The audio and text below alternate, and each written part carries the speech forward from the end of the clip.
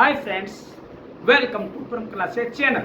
दोस्तों, आप सभी का आपके अपने परम प्रिय मार्गदर्शक और साथ ही परम क्लासेस चैनल में हार्दिक स्वागत है।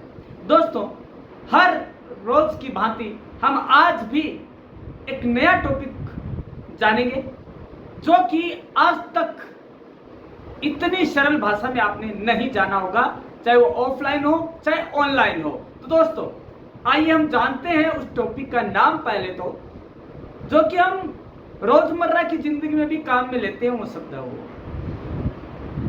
उसको कहते हैं परिकल्पना, पूर्वानुमान और हाइपोथेसिस। फ्रेंड्स, अब हम जानते हैं कि हाइपोथेसिस है क्या, हाइपोथेसिस क्या है, या हम इसे परिकल्पना क्यों कहते हैं। दोस्तों, इंग्लिश में देखें तो हाइपोथेसिस दो शब्दों से मिलकर बना हुआ है, हाइपो प्लस थेसिस। दोस्तों, जब शोध की बात आती है, अनुसंधान की बात आती है, थेसिस में शोध या अनुसंधान और हाइपो में शोध या अनुसंधान के समस्या के प्रश्नों के विषय में किया गया पूर्वानुमान या परिकल्पना, वह है हाइपोथेसिस। तो दोस्तों, हाइपोथेसिस एक वर्ड नहीं होकर दो वर्ड है। पहली बात तो यह है समझने के ढंग से।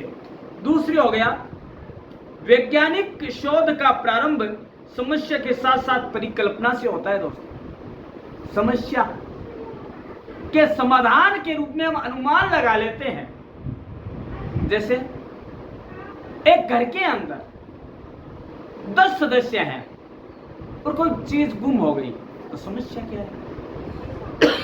चीज का गुम होना। और अनुमान क्या है?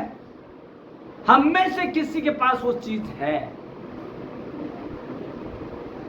समस्या, और समस्या के साथ ही उसका जन्म हो गया परिकल्पना का कि कहां गई वो चीज। तो ये क्या हुआ? वैज्ञानिक शोध के साथ ही या शोध के साथ ही परिकल्पना का जन्म होता है। उसके बाद परिकल्पना एक अवधारणा है जिसे कुछ साक्ष्यों के साथ बनाया जाता है। अब साक्ष्य क्या होते हैं? वो चीज गुम हो गई। अब साक्ष्य क्या है कि अमुक व्यक्ति के पास है, तो हम क्या करेंगे? हम ये कहेंगे कि कैमरे में दिख रहे हो तुम, या अमुक आदमी ने आपको यह चीज यहां से लेते हुए देखा है, या हमने उस चीज को आपके पास पहले देखा है उसको, या हमें वो उसकी रसीद दिखा दीजिए यदि आपकी है तो कई ऐसे साक्ष्य हैं जिसके आधार पर हम परिकल्पना का निर्माण कर सकते हैं। परिकल्पना कब बनेगी? जब वो कह देगा कि भैया यह कोई आपकी वस्तु नहीं है, मेरी है, इसका मेरे पास प्रमाण है, और प्रमाण के रूप में बिल की कॉपी दिखा देता है हमें, तो वहां पे परिकल्पना खत्म भी हो सकती है। उसके अलावा बात करते हैं, यह किसी भी जांच का प्रारंभिक बिंदु है जो शोध प्रश्नों के पूर्वानुमान में बदल देता है। दोस्तों, यह एक पूर्वानुमान है, प्रारंभिक बिंदु है ये समस्या के समाधान का, लेकिन यह उसको है वो प्रायोगिक तौर पर उसे क्या कर देता है? पूर्वानुमानों में बदल देता है। लेकिन उसे जब लैब के अंदर परीक्षण किया जाता है तो वह सत्य साबित हो जाता है, और वह हाइपोथेसिस नहीं बनकर हाइपोथेसिस टेस्टेड बन जाती है। उसके बाद होता है, इसमें चर दो तरह के होते हैं, एक आश्रित और एक स्वतंत्र। उन दोनों के बीच में संबंधों को दर्शाना ही परिकल्पना का कार्य है। उसके अलावा शोध परिकल्पना एक पूर्वानुमान है जिसका उपयोग दो से अधिक चरों के बीच शोध संबंधों का परीक्षण करना है। Variables, there are many variables, dependent और फ्री। तो डिपेंडेंट क्या होता है? वो फ्री के ऊपर डिपेंड होता है, वो किसी पर आश्रित होता है, फ्री नहीं होता है, स्वतंत्र नहीं होता है वो। तो इंडिपेंडेंट क्या होता है? स्वतंत्र होता है, चलो वेरिएबल होता है।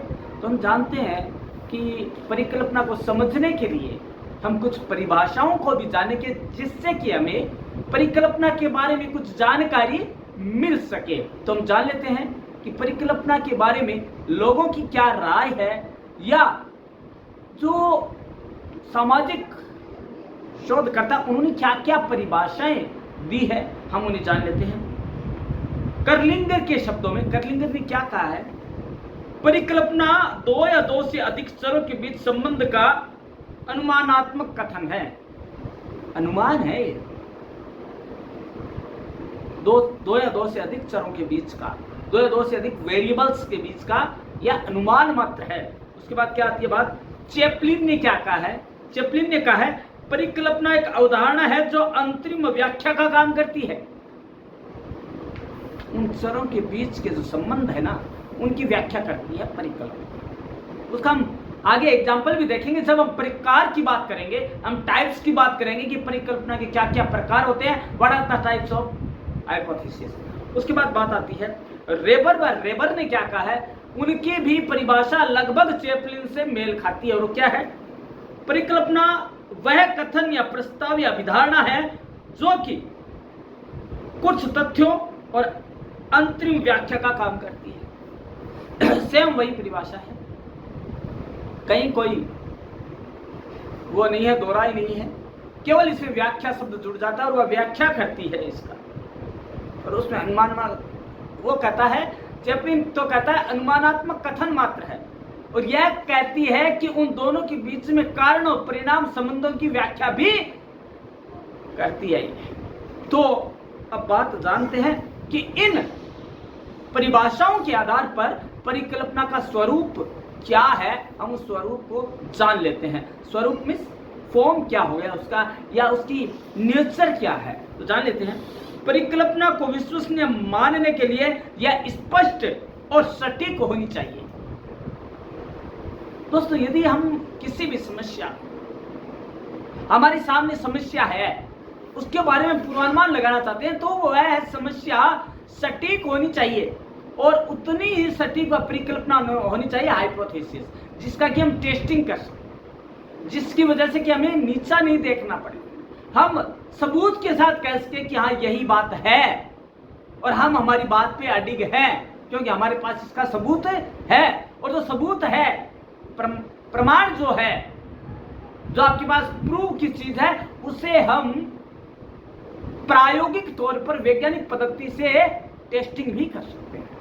अगला है, यदि परिकल्पना एक संबंध परक परिकल्पना है तो उसे चरों के बीच संबंध बताना चाहिए।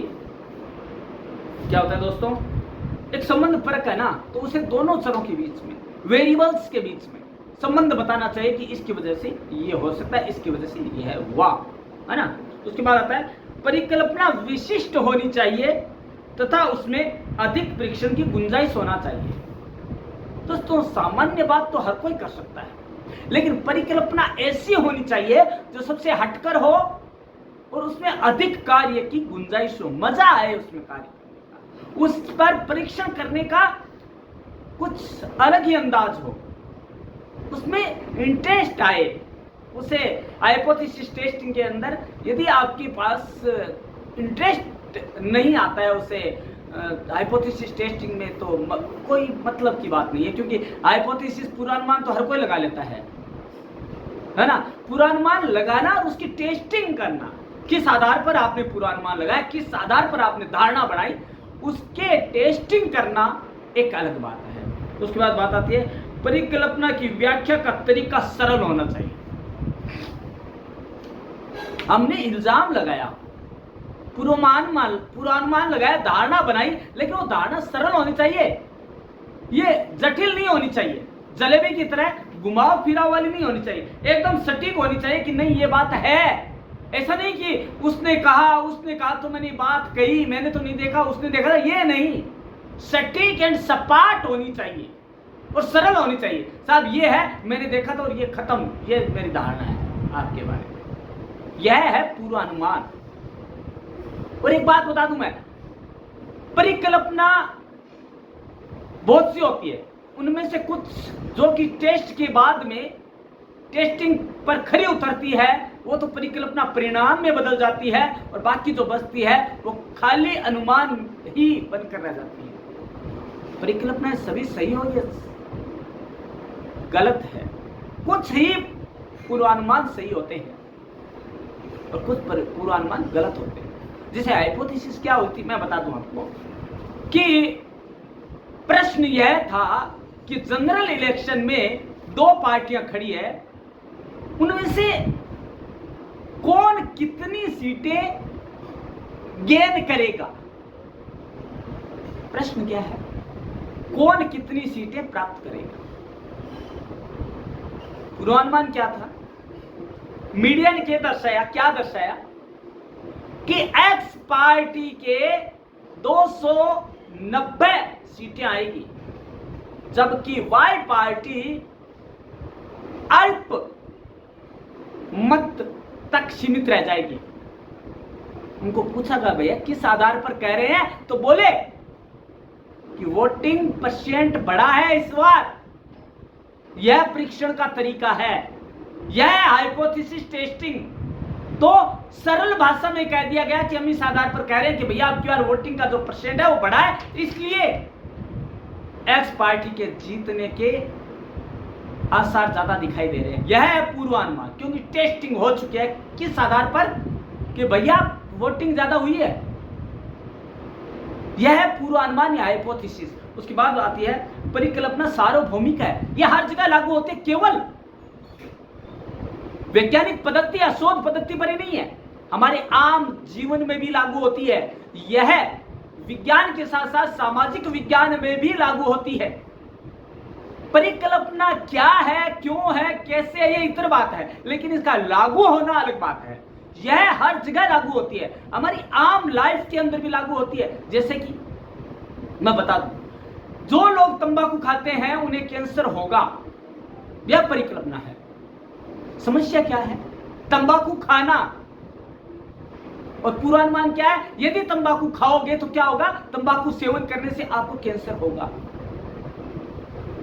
यह सार्वभौमिक सत्य है दोस्त। एक अगला और है इसकी स्वरूप कि यह कला और विज्ञान है, आर्ट एंड साइंस दोनों का मिला जुला स्वरूप है।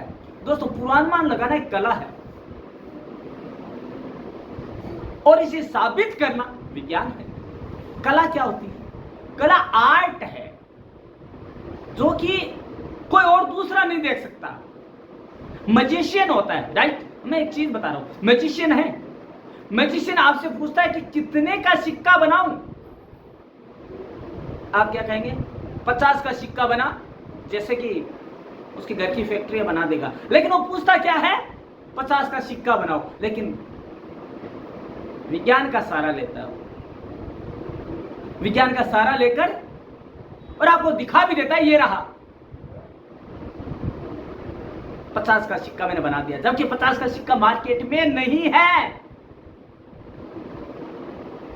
कला क्या थी, आगे सामने प्रश्न रखना। कला थी आपको बनाना या आपके सामने ऐसा प्रश्न रखना कि आप खुद उसके अंदर उलझ कर रह जाएं। कला होती है किसी भी समस्या का पूर्वानुमान लगा लेना कि इसका परिणाम क्या होगा यदि ऐसा होता है तो। और विज्ञान क्या है, उसकी टेस्टिंग करके बताना कि मैंने जो कहा था वो सत्य हुआ ना। यह है सत्य, जो मैंने कहा था उसका पूर्वानुमान आपने विश्वास नहीं किया, लेकिन आज यह सटीक या सत्य साबित हो रही है। हम कई बार कहते हैं ना, आज मेरी बात पर विश्वास मत कर, लेकिन कल जब तेरे सामने आएगी तब तू विश्वास करेगा। तो यही है दोस्तों पूर्वानुमान, जो कि परीक्षण हो चुका है, जिसकी जांच कब होगी, जब तुम्हारे सामने घटना घटित होगी तब। ये तो पूर्वानुमान है दोस्तों, और यही टेस्टिंग है। टेस्टिंग के बाद क्या होता है, पूर्वानुमान हाइपोथेसिस टेस्टिंग हो जाती है वो, और वह सर्वमान्य हो जाती है। उसके बाद बात आती है परिकल्पना की कार्य क्या है, what are the functions of hypothesis. तो हम जान लेते हैं, जो हमने परिभाषाएं पढ़ी, जो हमने अर्थ को समझा, जो हमने इसके स्वरूप को समझा, उस आधार पर हम इसके कार्य देखते हैं। कार्य पहला क्या है, यह अवलोकन व प्रयोग को संभव बनाने में मदद करती है। अवलोकन, किसी ने कहा कि मैंने हाथी को उड़ते हुए देखा। दूसरा क्या कहता है, भैया मैंने तो नहीं देखा। तो बोला चल दिखा देता हूं। वो जाता और ऐसा कुछ है ही नहीं, ये पूर्वानुमान मात्र था। जब प्रयोग की बात आती है तो क्या हुआ, वहां शून्य है। तो क्या है, यह अवलोकन और प्रयोगों में मदद प्रदान करती है। दूसरा है, यह जांच का प्रारंभिक बिंदु है। किसी ने कहा मैंने हाथी को उड़ता हुआ देखा। दूसरा कहेगा अरे यार ऐसे कैसे संभव है, हम प्रयोग तो करें कैसे उड़ सकता है। तो पता लगा रियलिटी में नहीं उड़ रहा था, वह एनिमेशन के जरिए उड़ाया जा रहा था। एक बच्चों की मूवी थी, उसे यह नहीं कहा कि मैंने उड़ते हुए रियल लाइफ में देखा है, उसने कहा मैंने उड़ता हुआ देखा है। लेकिन कहां देखा है यह नहीं बोला। जब बात आती है उसके ऊपर तो वो क्या कहता है, मैंने ये थोड़ी कहा था, मैंने तो ये देखो मूवी में उड़ रहा है। चाहे वो विज्ञान के आधार पर उड़ रहा हो, क्योंकि हमने परीक्षण क्या किया, बोला ये देख ये है परीक्षण, ऐसे उड़ रहा होगा, बोला हाँ यही था। यह है कसौटी पर खरा उतारना परिकल्पना का। उसके बाद बात आता है अवलोकनों को सत्यापित करने में मदद करना। सत्यापित तो हुआ, मैंने देखा, कहां देखा यह नहीं बताया, लेकिन हमने क्या उसे सत्यापित किया कि तुमने 3D और 4D की मदद से उड़ते हुए देखा होगा या उड़ाया होगा, तो हो गया होगा ये चीज। उसके बाद जांच को सही दिशा में निर्देशित करने में मदद करता है। दोस्तों मैंने आज से पहले नहीं सुना कि हाथी भी उड़ सकता है, लेकिन मेरे को एक दिशा तो मिली कि मैं ये जानूं कि कैसे उड़ सकता है हाथी। तो जब मैंने क्या किया, जब मैंने जांच करने की दिशा में गया, जांच की तह में गया, तो पता लगा कि साइंस की मदद से हम हाथी तो क्या किसी को भी उड़ा सकते हैं। यह चीज है सत्यापित करने में हेल्प करना, यह है परिकल्पना।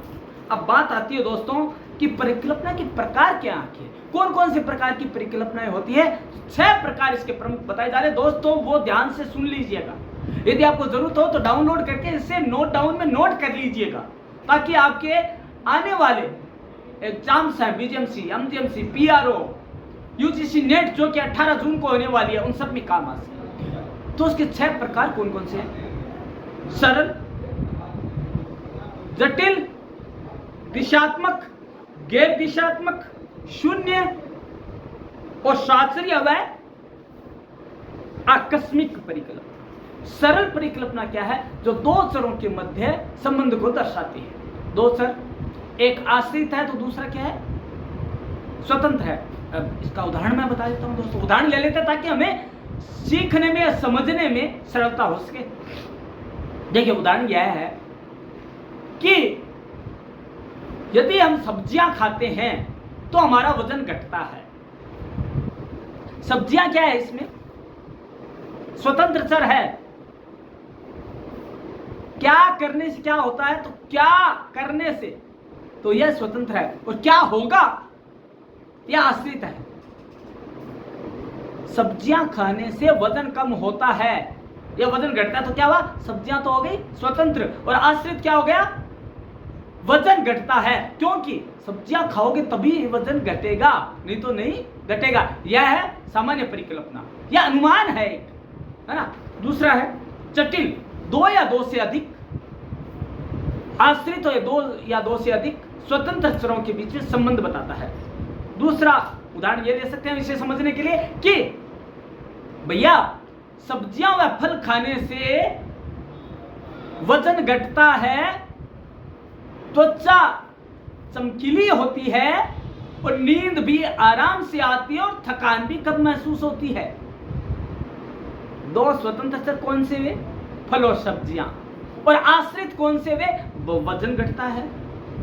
त्वचा में क्या है, चमकीलापन आता है, या त्वचा मुलायम होती है, या त्वचा क्या होती है, चमकीली सुंदर बनती है, या चमकदार होती है, और नींद भी आसानी से आती है, थकान कम महसूस होती है। ये हो गए आश्रित चर। 2 वेरिएबल्स हो गए इसमें, इंडिपेंडेंट एंड डिपेंडेंट, ये दोनों चर हो गए। किसमें, सामान्य और जटिल में, दोनों में होता है। सामान्य में 2 ही होते हैं, एक स्वतंत्र और एक आश्रित। जबकि जटिल में क्या होता है, 2 या 2 से अधिक तो स्वतंत्र और 2 या 2 से अधिक जटिल चर होते हैं। तो ये 2 तरह की हो गई, पहला तो हो गया सरल, दूसरा हो गया जटिल। अब तीसरी परिकल्पना की ओर चलते हैं, और अनुमान है, परिकल्पना है कि आपको समझ में आ गया होगा 2 के बारे में। हम तीसरी की ओर चलते हैं। तीसरा है दिशात्मक परिकल्पना। यह दिशा को दर्शाती है, जैसे एक शोधकर्ता किस तरह बौद्धिक है और किसी परिणाम के विशेष के लिए प्रतिबद्ध है, उसका उदाहरण है चरों के बीच संबंध को भी इसकी प्रकृति का अनुमान लगा सकते हैं। जो दर्शाता है, संबंध को दर्शाने के लिए प्रतिबद्ध है, कटिबद्ध है, उसके प्रति भी हम उसकी बौद्धिक क्षमता का पता लगा सकते हैं। उदाहरण स्वरूप 5 साल की उम्र में उचित भोजन खाने से 4 साल के बच्चों का आईक्यू स्तर उन बच्चों की तुलना में अधिक है जो उचित भोजन नहीं करते। दिशा क्या है? यदि 5 साल का बच्चा उचित भोजन करे तो उसका आईक्यू 4 साल के उन बच्चों से अधिक है जो कि वैसा भोजन नहीं करते हैं। यह दिशा है। यह हो गया दिशात्मक परिकल्पना। यह प्रभाव और प्रयोग दोनों को दर्शाता है, दोनों की दिशा को दर्शाता है। प्रभाव क्या होगा और यूज क्या हुआ और उसका प्रभाव क्या हुआ, कारण और परिणाम दोनों को दर्शाता है। उसके बाद बात आती है गैर दिशात्मक। प्रयोग तब किया जाता है जब कोई सिद्धांत शामिल नहीं होता है। गैर दिशात्मक, जो कुछ कहा खाली पूर्वानुमान, बिना सिर पैर की बात। हाथी को लोटे में डाल दो साहब, ये गैर दिशात्मक परिकल्पना है। कैसे डालोगे ये पता नहीं है साहब, डालना है, डाल दिया हमने, ये गैर दिशात्मक है। लेकिन यदि यह परीक्षण हो गया तो दिशात्मक हो जाएगा। जैसे रबड़ का, प्लास्टिक का हाथी मंगाया गया और उसे लोटे में डाल दिया। हाथी को लोटे में डाल देना था ना, यह थोड़ी कहा था कि असली को डालना है। हो गया तो ये दिशात्मक हो गया। और गैर दिशात्मक क्या है? जहां पर वैज्ञानिक सिद्धांत काम में नहीं आते, कोई कल्पना होती है, गैर दिशात्मक हो गया। उसके बाद में है साहचर्य व कारण संबंधी परिकल्पना। एक चर में परिवर्तन का प्रभाव दूसरे चर में भी परिवर्तन का कारण बनता है। यदि बारिश कम हुई तो फसल खराबे की समस्या आ जाएगी, फसल ही नहीं होगी। यह है शास्त्रीय और संबंधात्मक परिकल्पना। इसे कहते हैं कारण संबंधी परिकल्पना। दोनों में संबंध है। बारिश कम हुई तो अकाल पड़ेगा, है ना? शास्त्रीय और कारण संबंधी दोनों के बीच में संबंध है। किसका है? बारिश और फसल का, दोनों का संबंध है। बाद में है शून्य परिकल्पना। शून्य परिकल्पना क्या कहती है? यह एक ऐसा कथन प्रदान करता है जो कि परिकल्पना के विपरीत होता है। एक नकारात्मक कथन और स्वतंत्र और आश्रित चर के बीच कोई संबंध नहीं है।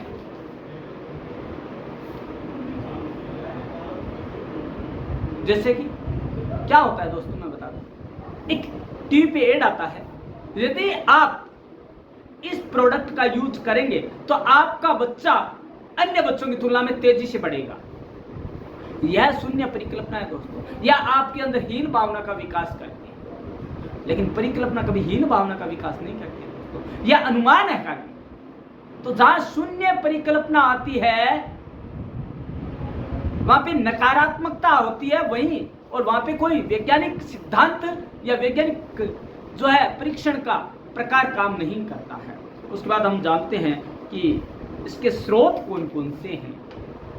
जो है स्रोत कौन कौन से हैं परिकल्पना के, परिकल्पना कहाँ से उदित होती है हम जान लेते हैं। वैज्ञानिक सिद्धांत, जहाँ वैज्ञानिक सिद्धांत लागू होते हैं वहीं पर परिकल्पना का जन्म होता है। क्योंकि जो समस्या उत्पन्न होती है ना, वो शोध से होती है। जब हम शोध की शुरुआत करते हैं समस्या का जन्म होता है, और उस समस्या के कारण स्वरूप परिणाम हम देखना चाहते हैं तो एक परिकल्पना जन्म लेती है। उसके बाद है व्यक्तिगत अनुभव और निष्कर्ष निकालते हैं। कोई समस्या है, एक समस्या यह है कि बच्चे मोबाइल का यूज बहुत ज्यादा करते हैं।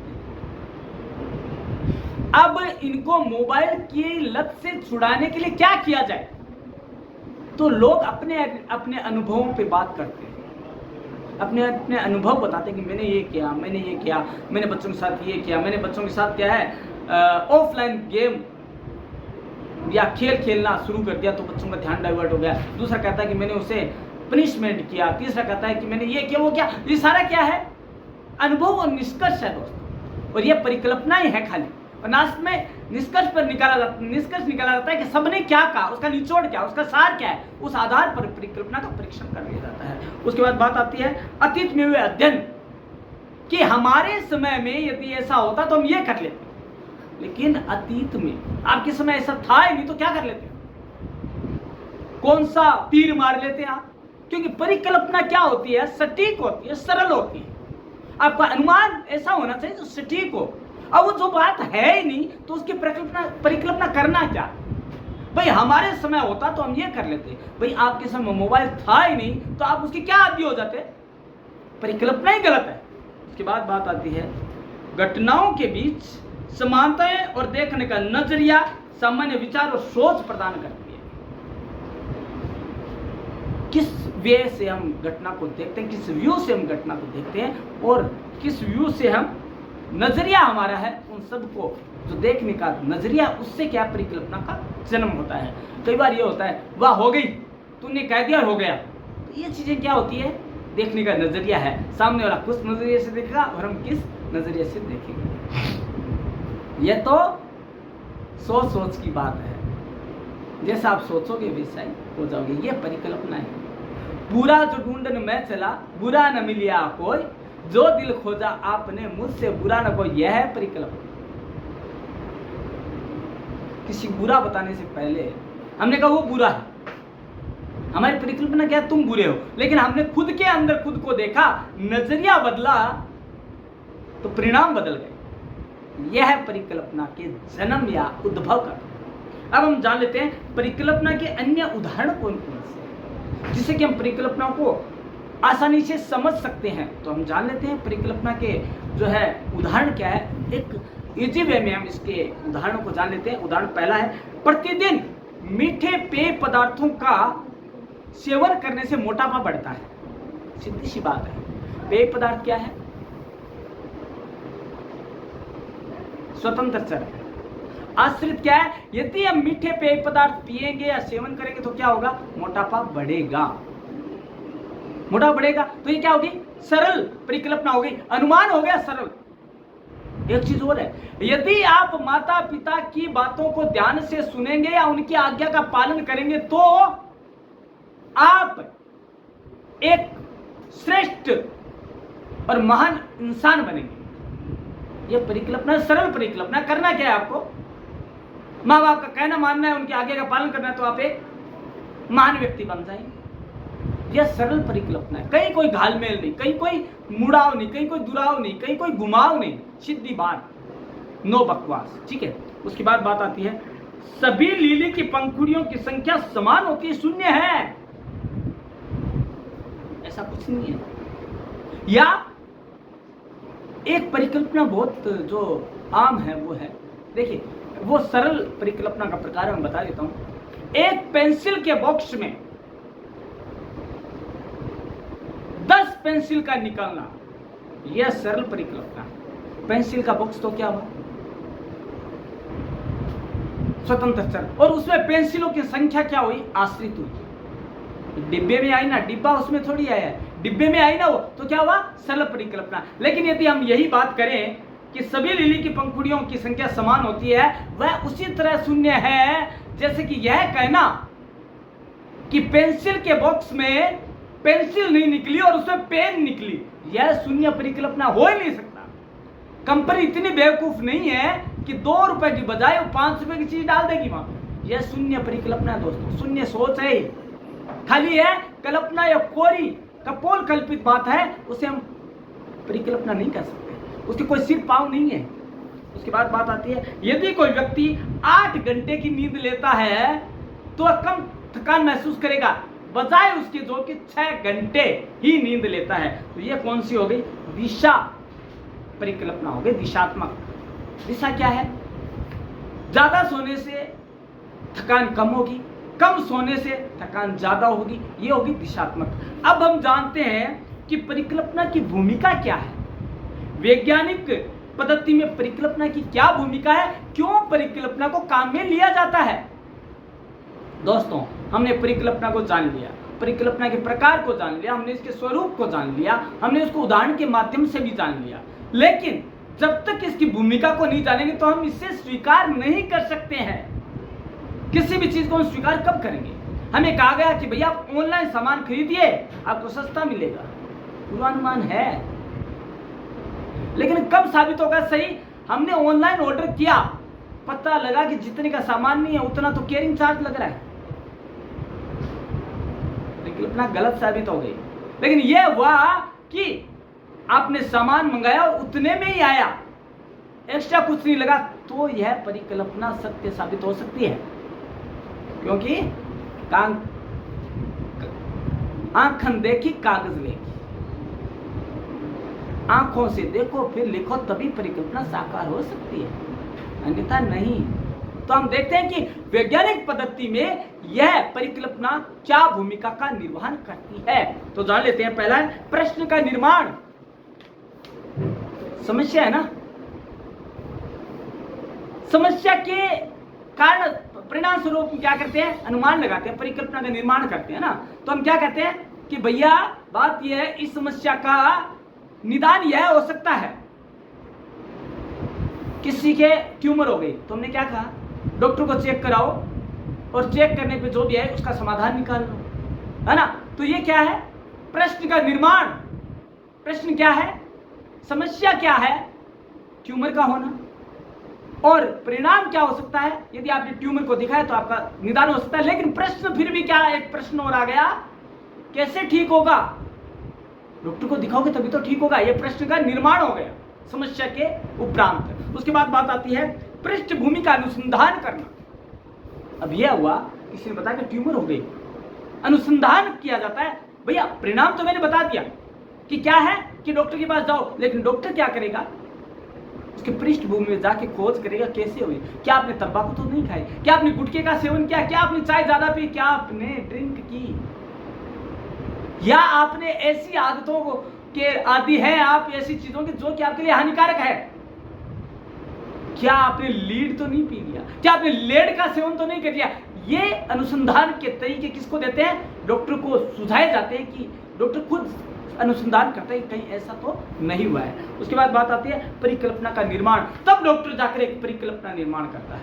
अच्छा, इसका ये हो सकता है, हम बायोप्सी करवा लेते हैं, इसके परिणाम स्वरूप बायोप्सी करवाना भी एक परिकल्पना है।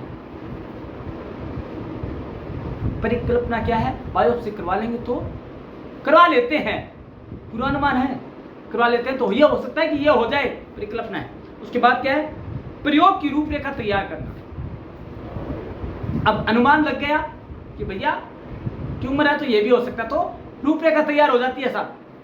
बायोप्सी करवा ली, उसके बाद बायोप्सी की जांच आ गई, नहीं है फिर भी देखते हैं, कुछ दवाइयां देते हैं, ठीक होगी तो ठीक, नहीं तो हम प्रयोग क्या करेंगे? हम प्रयोग कर रहे हैं नॉर्मल, जब तक वो बायोप्सी की जांच नहीं आ जाती हम क्या करते हैं? प्रयोग करते रहते हैं। चलो इसके लिए दवाई देते हैं, क्या पता ठीक हो जाए, तो बायोप्सी की जांच की जरूरत ही नहीं है अपने को, ठीक है, बायोप्सी के पैसे लग गए, कोई दिक्कत। या प्रयोग करते हैं कि भैया ठीक हो गई तो ठीक, हम ट्यूमर है इसको दवाई दे देते हैं, है ना, ये है। उसके बाद बात आती है डेटा का संग्रहण करना। अब बायोप्सी की जांच भी आने दो, देख लेते हैं, डेटा आ गया, संग्रहण कर लिया। उसके बाद क्या है? परिणाम विश्लेषण। अब वो आया, उसके साथ एक आपकी रिपोर्ट कार्ड आता है, वो देख लिया जाता है कि भैया परिणाम क्या हुआ, हमने जो बायोप्सी करवाई, जो हमने पूर्वानुमान लगाया था, क्या वो सही है? वो विश्लेषण देख लेते हैं कि भैया हमारा पूर्वानुमान कितना सही है, हमारी परिकल्पना कितनी सही है और कहां तक उसका परीक्षण हो पाया। उसके बाद आता है प्रयोग का सारांश। इसमें लास्ट में लिखा होता है पॉजिटिव या नेगेटिव। मैंने बताया था कि परिकल्पनाएं झूठ भी साबित हो सकती है और सत्य भी हो सकती है, कोई जरूरी नहीं है 100 लोगों ने अनुमान लगाया 100 लोगों का सही हो जाए, गलत है ये बात। अब देखिए मैं आपको बता दूं, एक न्यूज़पेपर ने ये कहा कि आप अपनी टीम बनाइए, या आप अपनी जो है गवर्नमेंट में अपनी एक पूरी टीम का गठन कीजिए, जो कि जिनको मंत्रालय दिया जाए। 100 लोग हैं, 100 ने अपने अपने ढंग से मंत्रिमंडल का निर्माण किया अपने व्यू से, लेकिन उनमें से 3 का ही सही बैठा, बाकी का किसी का 10% सही का था, किसी का 30% था, किसी का 40% था। तो दोस्तों परिकल्पना 100% सही हो ये भी गलत है, परिकल्पना 50% हो सकती है सही, ये सही है, कुछ ही लोगों की सही हो सकती है ये भी सही है, लेकिन सभी लोगों की सही हो ये गलत है। तो दोस्तों क्या होता है, प्रयोग का सारांश पेश करती है, नेगेटिव पॉजिटिव हुआ, उसके बाद होता है आपका परिणामों का संचार। उसके बाद क्या किया जाता है, परिणाम को दर्शा दिया जाता है कि हमने ये शोध किया, उसके बाद यह निकल के आया कि भैया उसके बाद ये कारण निकले और ये परिणाम हुआ। दोस्तों परिकल्पना है क्या चीज, परिकल्पना है समस्या के बाद की स्थिति। समस्या हमारे दिमाग में पहले आती है कि समस्या क्या, मैं पढ़ नहीं पा रहा, समस्या क्या, पढ़ नहीं पा रहा, तो मैं रात को कम खाना खाऊं तो ये हो सकता है कि मैं ज्यादा पढ़ पाऊं। तो ये जो स्वतंत्र चर क्या है, पढ़ाई नहीं कर पाना, और आश्रित क्या है, यदि मैं खाना कम खाऊंगा तो मैं पढ़ पाऊंगा। ये क्या है, एक स्वतंत्र और आश्रित है। इन दोनों चरों के बीच की जो व्याख्या करती है, जो संबंध की, वही तो परिकल्पना है। हम उसे आम भाषा में पूर्वानुमान कह देते हैं, अनुमान कह देते हैं, या हमारे क्या कह देते हैं, प्रीकास्टिंग कह देते हैं, फोरकास्टिंग कह देते हैं, पॉडकास्टिंग, पॉडकास्टिंग तो बात की हो गई, प्री कास्टिंग कह देते हैं, प्रीकास्टिंग कह देते हैं, लेकिन एग्जम्पशन भी कह देते हैं कि हमने अनुमान लगा लिया था। यह अनुमान ही जब परीक्षण के तौर पर खरी उतर जाए तो पूर्वानुमान क्या बन जाती है, हाइपोथेसिस। कई हाइपोथेसिस टेस्ट के बाद मान ली जाती है और कई हाइपोथेसिस टेस्ट नहीं हो पाती। तो दोस्तों आज के इस वीडियो में हमने जाना कि परिकल्पना क्या है, उसके प्रकार क्या है, उसके अर्थ क्या है और उदाहरण क्या क्या हो सकते हैं। दोस्तों परिकल्पना को रटने से नहीं आपको याद होगी, आपको इसे समझना पड़ेगा। हाइपोथेसिस, मैं एक बार पुनः जाते जाते आपको बहुत इजी सा तरीका बता देता हूँ। हाइपोथेसिस क्या होता है, थीसिस क्या है, शोध। हाइपो क्या है, हिप्पो नाम तो सुना होगा आपने, हिप्पो जैसा ही हाइपो है, हिप्पो बड़ा होता है ना, तो समस्या बड़ी है, उसके लिए हमें कुछ तो करना पड़ेगा। तो हम क्या करेंगे, अनुमान लगा लेंगे कि ये शोध इस तरह से पूरा हो सकता है। लेकिन यदि उसकी टेस्टिंग हो गई तो हिप्पो क्या हो गया, दूर हो गया और परिणाम हमारे पास आ गया। तो दोस्तों यह है हाइपोथेसिस। तो आपने जाना होगा बड़े सरल शब्दों में, और हिंदी के अंदर वो भी, इंग्लिश में नहीं है, हिंदी में हमने जाना उस बड़े सरल शब्दों में जाना कि अनुमान और परिकल्पना दोनों क्या चीज है, कितने प्रकार की होती है। और आजकल की जो समस्या है ना, जिसके आजकल की जो पीढ़ी आदि है, जैसे कि मोबाइल की हैबिचुअल है, तो वह भी एक परिकल्पना। यदि ज्यादा मोबाइल यूज करेंगे तो आंखों की रोशनी चली जाएगी। तो दोस्तों इन सब का परिणाम भी आज का आपको ये लेक्चर बता सकता है। और आपका आज का जो टॉपिक है वह समस्या का समाधान के ऊपर भी है कि हमें मोबाइल का यूज कम करना चाहिए, उतना ही करो जितना कि हमारे लिए उपयोग है या हमारे लिए लाभदायक है, उतना नहीं कि पूरी रात हम देखते रहें और पढ़ाई का बंटाधार हो जाए। तो दोस्तों यदि आपने मोबाइल देखना बंद नहीं किया, ज्यादा मोबाइल देखना, तो नील बट्टा सन्नाटा हो सकता है। तो दोस्तों आज का यह टॉपिक केवल एक मीडिया स्टूडेंट्स के लिए नहीं है, यह आम स्टूडेंट्स के लिए भी है। उन्हें समझना है कि हमारे लिए लोग गलत अवधारणा या गलत पूर्वानुमान ना बना बैठे कि यदि हमने ये किया तो हम ऐसा कर बैठे। तो दोस्तों जानते रहिएगा, देखते रहिएगा परम क्लास चैनल को, जो कि आपकी अपनी भाषा में बात करता है, आपको अपने टॉपिक से अवगत करवाता है, आपकी रोजमर्रा की जिंदगी से जोड़ कर रखता है। तो दोस्तों देखते रहिएगा, जानते रहिएगा परम क्लासेज के माध्यम से पूरे विश्व को। मिलते हैं कल इसी समय इसी चैनल पर। धन्यवाद।